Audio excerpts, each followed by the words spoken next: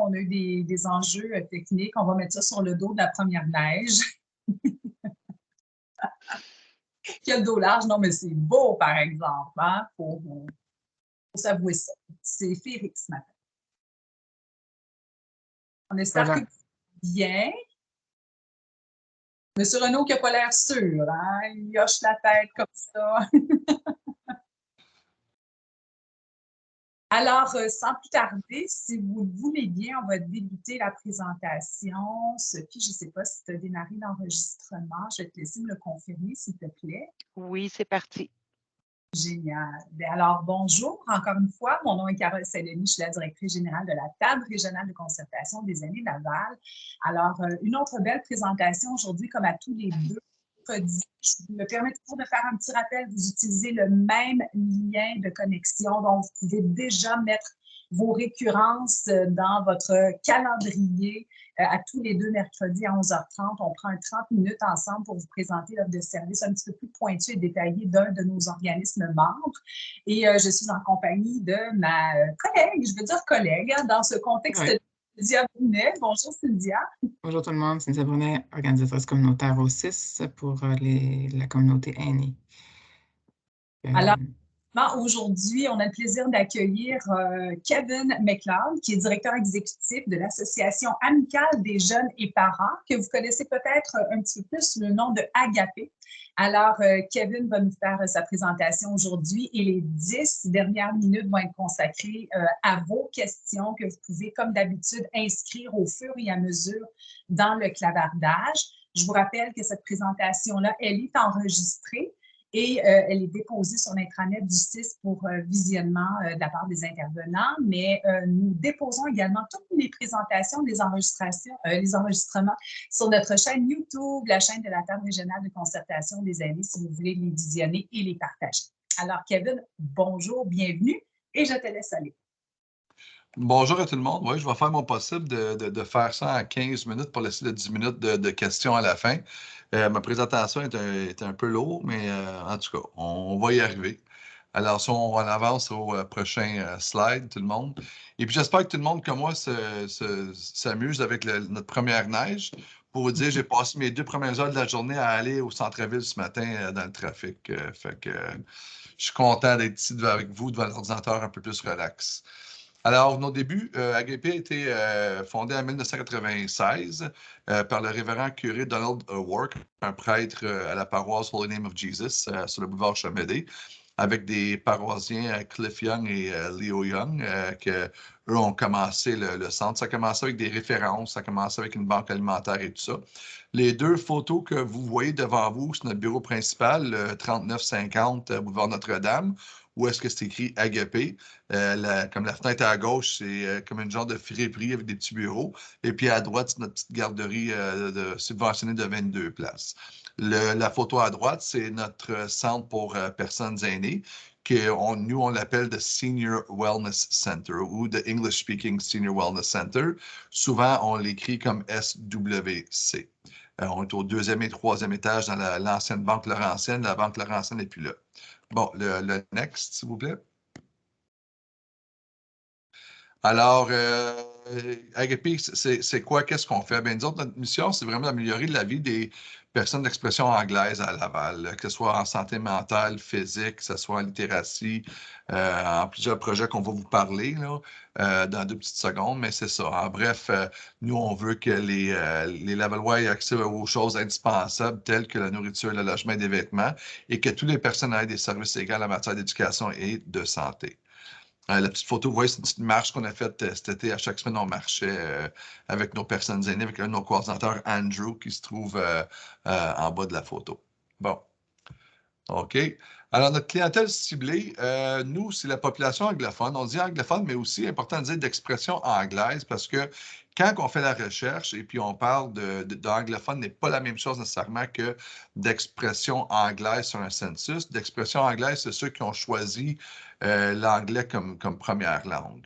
Alors, si vous voyez, nous autres, c'est enfants, ados, familles monoparentales, personnes aînées, c'est tout le monde d'expression anglaise. En disant ça, certains de nos services, une banque alimentaire, exemple, si on reçoit une famille francophone, on ne refuse pas de service, on sert tout le monde, mais notre mandat, c'est vraiment les familles d'expression anglaise. En 2016, vous voyez en bas, il n'est comme pas égal, mais la population totale de Laval était de 418 000 à peu près personnes. Et sur ces gens-là, il y avait presque 91 000 personnes d'expression anglaise, c'est-à-dire 21,8 %. Et pour nous, c'est la clientèle qu'on dessert. Le prochain, s'il vous plaît. Alors, quelle sorte de service, c'est quoi que nous faisons chez Agapé? On a une banque alimentaire. Ce que vous allez voir qui est écrit en gras, c'est des services qu'on peut offrir aux personnes aînées. Les autres, ça peut être pour des jeunes, mais important de vous dire qui qu'on est, qu'est-ce qu'on fait. On a plusieurs programmes, on va les nommer rapidement. Là. Comme je dis, une banque alimentaire, on a des meubles, des vêtements. Les meubles, les vêtements, on en donne, on en vend. C'est un peu les deux, on fait de l'autofinancement avec ça. La nourriture, elle n'est jamais, jamais, jamais vendue. Alors, on a une banque alimentaire pour tout le monde de la communauté. On a un service avec un travailleur social qui fait des références, des partages de ressources. Qu'on voit en parenthèse, si jamais vous voulez nous parler de quelque chose, tu nous appelles. Juste, nous autres, on nomme les projets comme ça, Food Bank, Social Worker. Bon, le prochain, une galerie subventionnée, le Daycare. On a un projet d'alphabétisation, j'étais pour dire littératie, mais en tout cas, quand je fais la traduction sur Google, ça me dit d'alphabétisation. Alors, on a un programme avec le RLP dans les écoles secondaires. On a un projet contre le décrochage scolaire. On appelle ça des circles aussi qu'on fait dans l'école secondaire, avec le RLP aussi, le School Perseverance Program. Le RLP, c'est le regroupement Lavallois pour la réussite éducative. Et puis, on a une initiative de réseautage et de partenariat en santé et services sociaux, le NPI Programme, qu'on siège sur beaucoup de comités dans le CIS de Laval. Moi, je suis aussi le président du comité d'accent à la langue anglaise au CIS de Laval.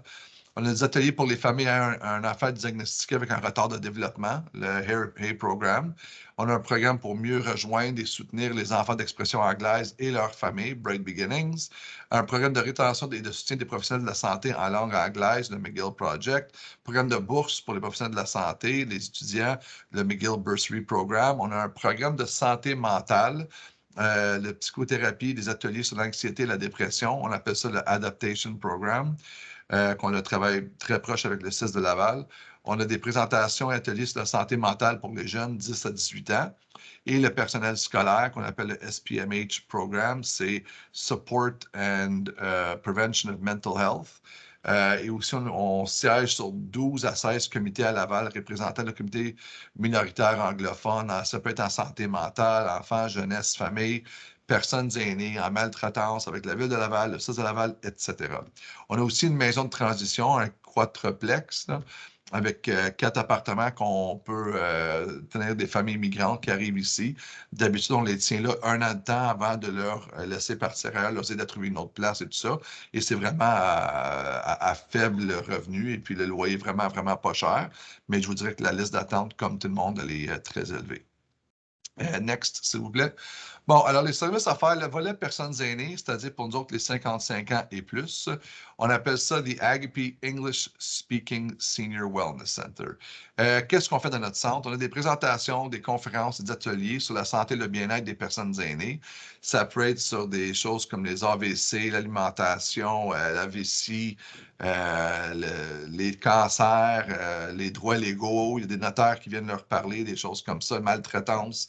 Même Service Canada vient de parler avec des impôts avec eux autres.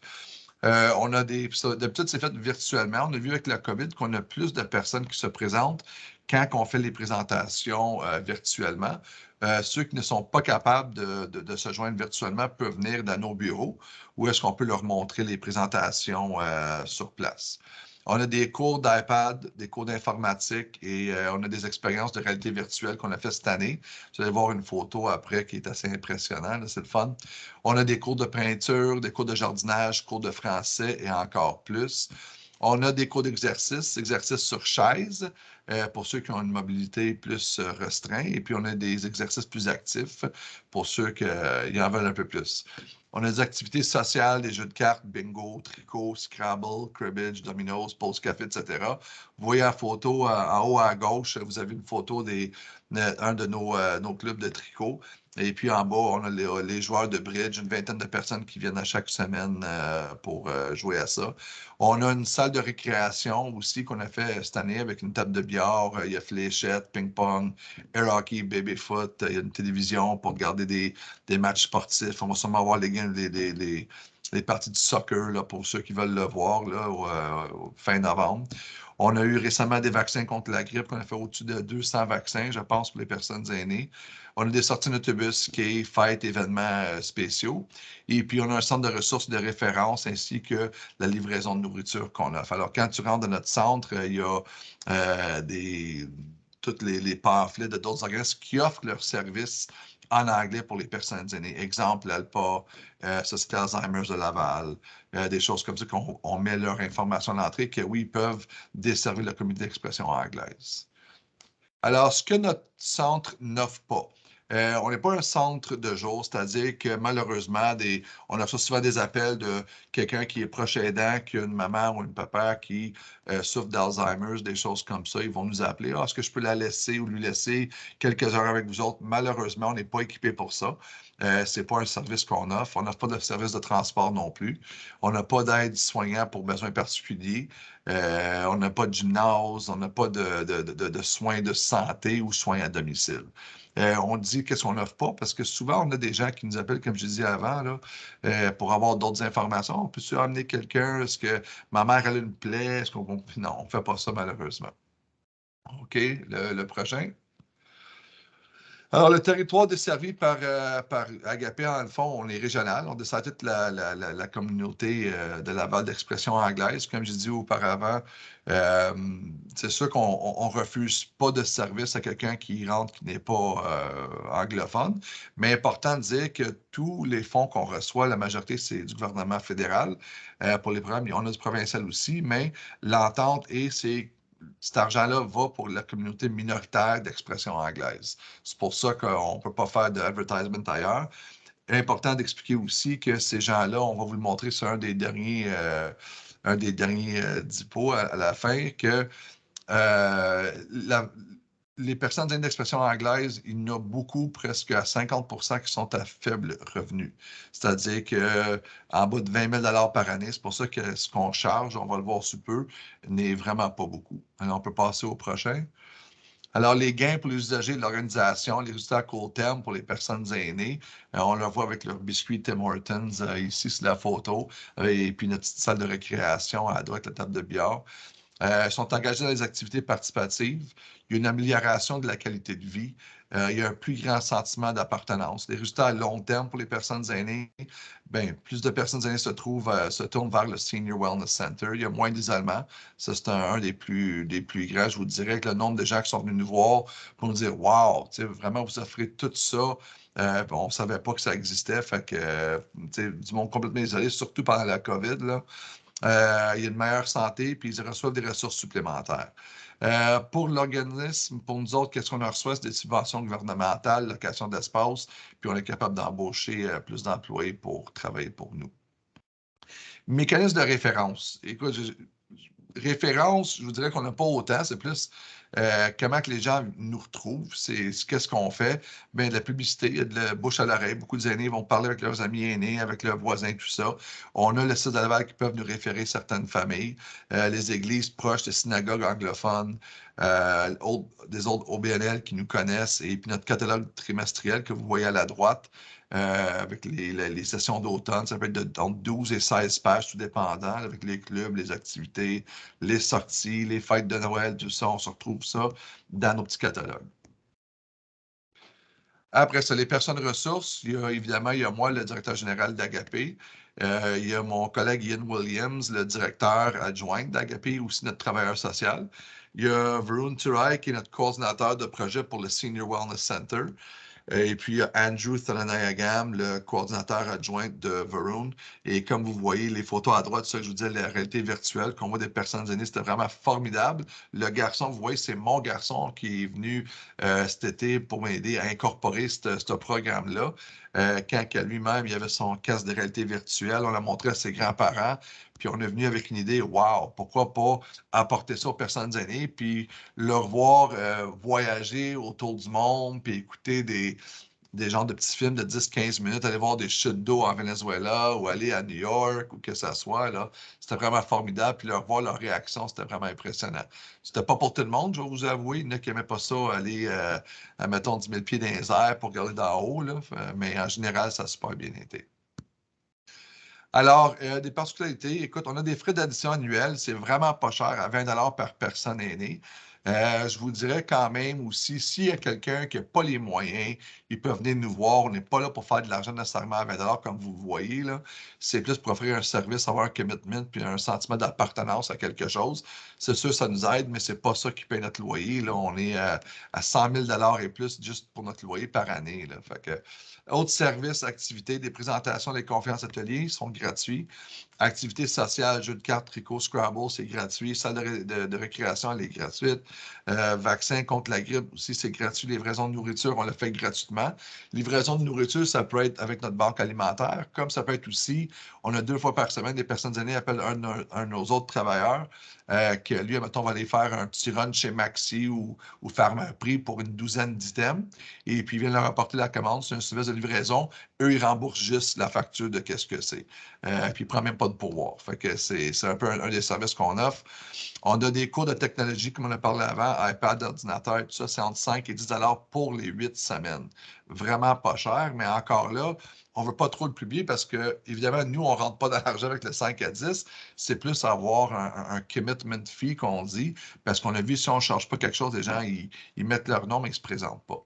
Les cours de peinture, cours de français, cours de jardinage aussi de 8 semaines, c'est aussi entre 5 et 10 $ pour le cours au complet.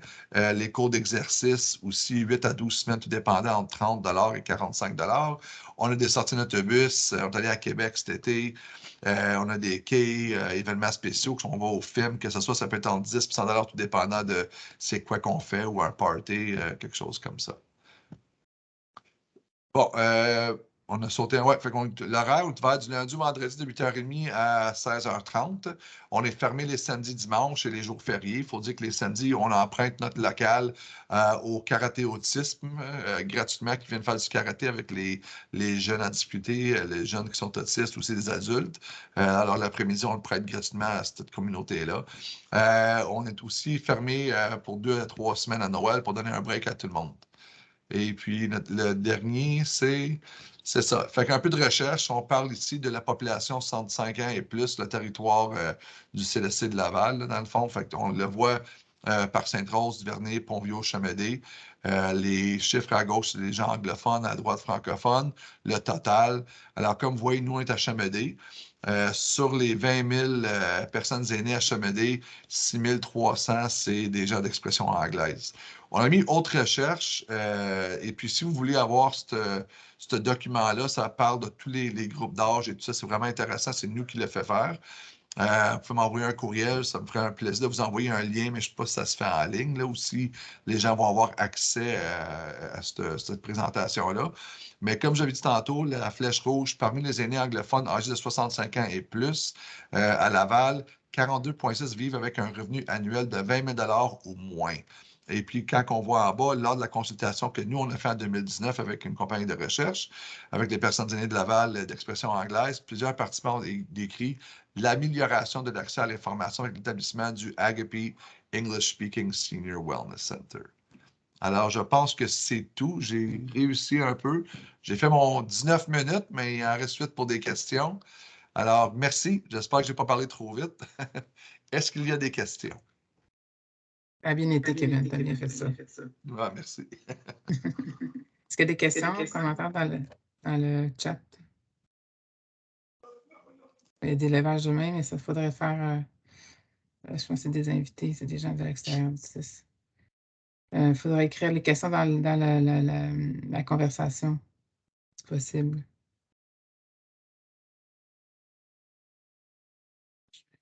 Non, je vais faire ouvrir le micro. Je vais ouvrir le micro. Les invités. Pour Jacques.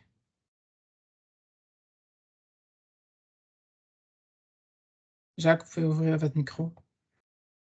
poser votre question. Oui, bonjour. Oui, ma question, c'est est-ce que vous avez besoin de bénévoles? Si oui, pour quel programme? C'est une très bonne question. C'est sûr qu'avec nous, les membres, pour l'instant, on est au-dessus de 400 membres de personnes aînées. On se fait approcher souvent pour des bénévoles. Qu'est-ce qu'ils peuvent faire pour nous aider? On essaie de prendre des gens dans notre organisme qui sont déjà là. Je vous dirais, ceux qui travaillent dans un OBNL, des bénévoles, c'est pratique, mais ce qu'on veut faire avant, on veut mettre un programme de bénévoles en place avant de commencer à apprendre at large parce que je vous dirais que c'est pas tout le monde qui comprend c'est quoi faire du bénévolat parce que quand on apprend des fois, pour nous autres, ça remplace quasiment un emploi. Mais quand la personne ne vient pas, il ne rentre pas, il change le plan à la dernière minute, ça nous met en arrière un peu. Alors, on apprend, mais je dirais qu'on a peut-être 8 bénévolats stables pour l'instant. Je sais que notre banque alimentaire, avec les paniers de Noël qu'on fait, la livraison, la quête et tout ça, on avait besoin, mais on a fait un team avec Caisse de Jardin du Chamelet qui nous envoie leurs employés pour faire la quête, livraison, préparation et tout ça. Alors, pour l'instant, ça va. Mais c'est sûr qu'on a beaucoup de demandes, là, et puis c'est pas toujours facile de placer des gens. OK, mais est-ce qu'il est possible de présenter des projets spéciaux? Et là, à ce moment-là, c'est toujours le bénévolat, mais des projets à caractère spécial. Là. Donc, par exemple, la distribution des paniers de Noël, des choses comme ça. Oui, mais comme je vous dis, pour avoir déjà, il faut quasiment une personne qui s'occupe des bénévoles. Il faut avoir quelqu'un, un leader parmi notre organisme qui peut s'occuper de ces gens-là, leur placer, leur dire quoi faire. Puis c'est ça qui lui manque pour l'instant, c'est de mettre ce programme-là en place. On veut le faire, mais c'est pas facile. D'accord, on va passer à la prochaine question. Monsieur Jacques, si vous êtes intéressé à faire un projet, là, appelez la table de concertation des années, il va vous trouver quelque part, Carole va vous trouver quelque part, faire votre bénévolat sans problème. Il y a plein d'organismes communautaires qui cherchent des bénévoles et qui vont vous accueillir à bras ouverts. Merci. Donc, il y avait, bon, le partage d'écran, c'est bon. Il y avait une deuxième question pour, excusez-moi, je ne vais pas mélanger. Micheline Bouchard, vous avez votre micro, il faut désactiver votre micro.